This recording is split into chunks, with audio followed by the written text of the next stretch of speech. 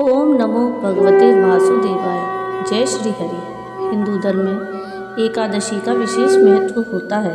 हर माह में 2 बार एकादशी पड़ती है, एक शुक्ल पक्ष में और एक कृष्ण पक्ष में। मार्गशीर्ष मास के शुक्ल पक्ष में पड़ने वाली एकादशी को मोक्षदा एकादशी के नाम से जाना जाता है।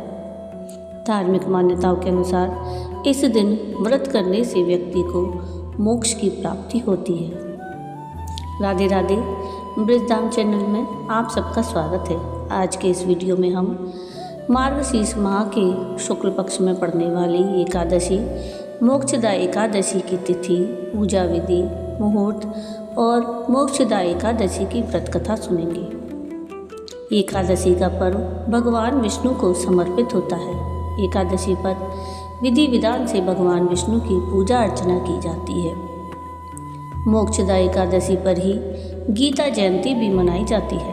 धार्मिक मान्यताओं के अनुसार मार्गशीर्ष शुक्ल पक्ष की एकादशी तिथि को ही भगवान श्री कृष्ण ने अर्जुन को गीता का ज्ञान दिया था, इसलिए इस दिन को गीता जयंती के नाम से भी मनाया जाता है। मान्यता है कि इस तिथि पर व्रत करने से न सिर्फ पापों का क्षय होता है, बल्कि जीवन में शांति, समृद्धि और मोक्ष की प्राप्ति होती है। हिंदू परंपरा के अनुसार मोक्षदा एकादशी का व्रत करने से पापों का क्षय होता है। जैन परंपरा के अनुसार यह दिन मौन एकादशी के रूप में मनाया जाता है। श्रद्धालु पूरे दिन मौन रहकर आत्मचिंतन, उपवास, संयम और ध्यान की साधना करते हैं। इस साल मोक्षदा एकादशी का व्रत 1 दिसंबर 2025 को है।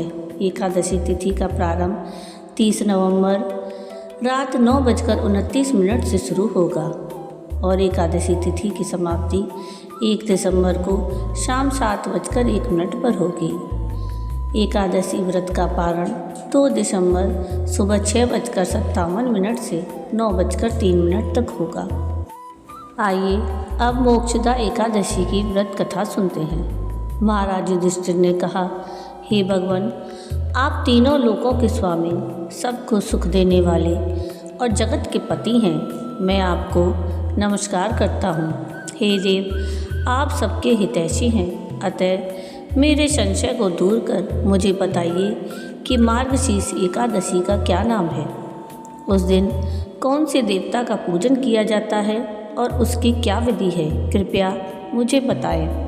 भक्त वत्सल भगवान श्री कृष्ण कहने लगे कि धर्मराज, तुमने बड़ा ही उत्तम प्रश्न किया है। इसके सुनने से तुम्हारा यश संसार में फैलेगा। मार्गशीर्ष शुक्ल एकादशी अनेक पापों को नष्ट करने वाली है। इसका नाम मोक्षदा एकादशी है। इस दिन दामोदर भगवान की धूप, दीप, नैवेद्य आदि से भक्तिपूर्वक पूजा करनी चाहिए।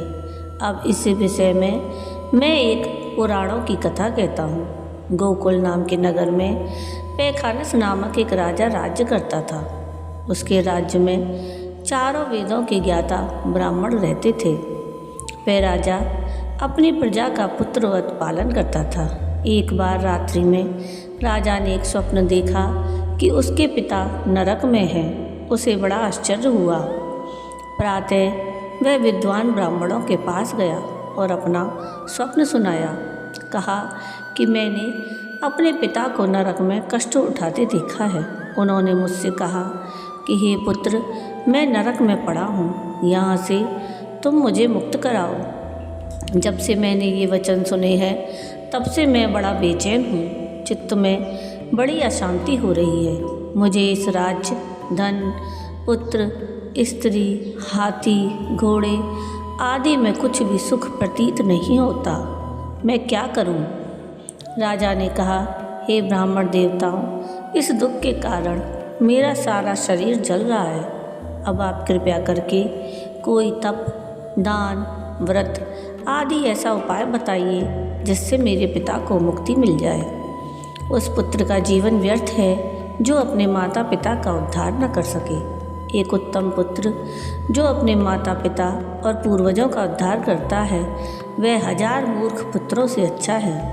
जैसे एक चंद्रमा सारे जगत में प्रकाश कर देता है परंतु हजारों तारे नहीं कर सकते।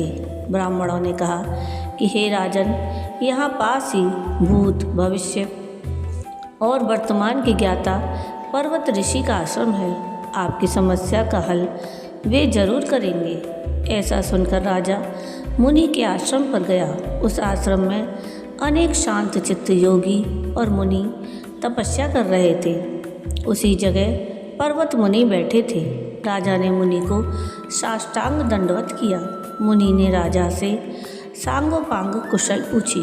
राजा ने कहा कि महाराज, आपकी कृपा से मेरे राज्य में सब कुशल है, किंतु अकस्मात मेरे चित्त में अत्यंत अशांति होने लगी है। ऐसा सुनकर पर्वत मुनि ने आंखें बंद की और भूत विचारने लगे। फिर बोले, हे राजन, मैंने योग के बल से तुम्हारे पिता के कुकर्मों को जान लिया है। उन्होंने पूर्व जन्म में कामातुर होकर एक पत्नी को रति दी, किंतु सौत के कहने पर दूसरी पत्नी को ऋतुदान मांगने पर भी नहीं दिया। उसी पाप कर्म के कारण तुम्हारे पिता को नरक में जाना पड़ा। तब राजा ने कहा कि इसका कोई उपाय बताइए। मुनि बोले, हे राजन, आप मार्गशीर्ष एकादशी का उपवास करें और उस उपवास के पुण्य को अपने पिता को संकल्प कर दें। इसके प्रभाव से आपके पिता की अवश्य नरक से मुक्ति होगी। मुनि के ये वचन सुनकर राजा महल में आया और मुनि के कहे अनुसार कुटुंब सहित मोक्षदा एकादशी का व्रत किया। इसके उपवास का पुण्य उसने अपने पिता को अर्पण कर दिया, जिसके प्रभाव से उसके पिता को मुक्ति मिल गई और स्वर्ग में जाते हुए वे पुत्र से कहने लगे कि हे पुत्र, तेरा कल्याण हो। यह कहकर वे स्वर्ग चले गए। मार्गशीर्ष मास की शुक्ल पक्ष की मोक्षदा एकादशी का जो व्रत करते हैं उनके समस्त पाप नष्ट हो जाते हैं। इस व्रत से बढ़कर मोक्ष देने वाला और कोई व्रत नहीं है। इस कथा को पढ़ने या सुनने से वाजपेय यज्ञ का फल मिलता है।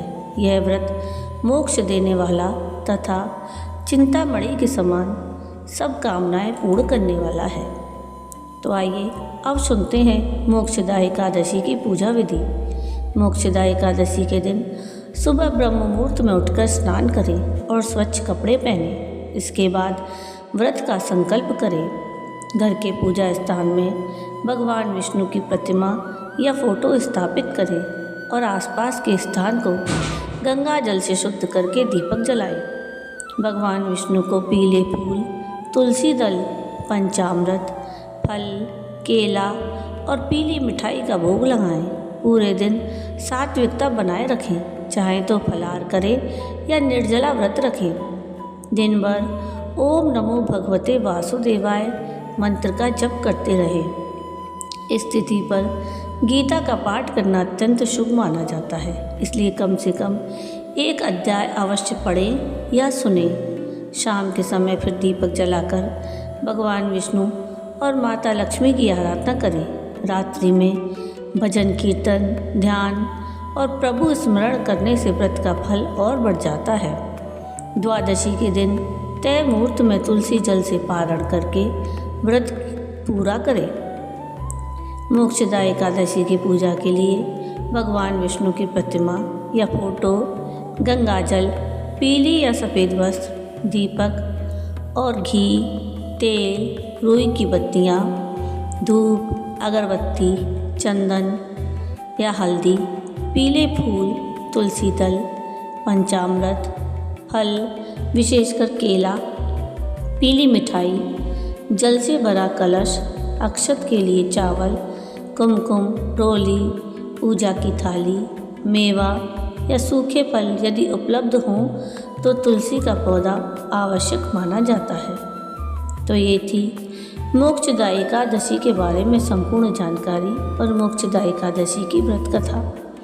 आपको आज का ये वीडियो कैसा लगा मुझे कमेंट करके ज़रूर बताइएगा, और अगर आपको आज का ये वीडियो पसंद आया हो तो प्लीज़ इसको लाइक शेयर ज़रूर कीजिएगा और प्लीज़ मेरे चैनल को सब्सक्राइब कीजिएगा और कमेंट में राधे राधे ज़रूर लिखिएगा। वीडियो पूरा देखने के लिए थैंक यू। राधे राधे।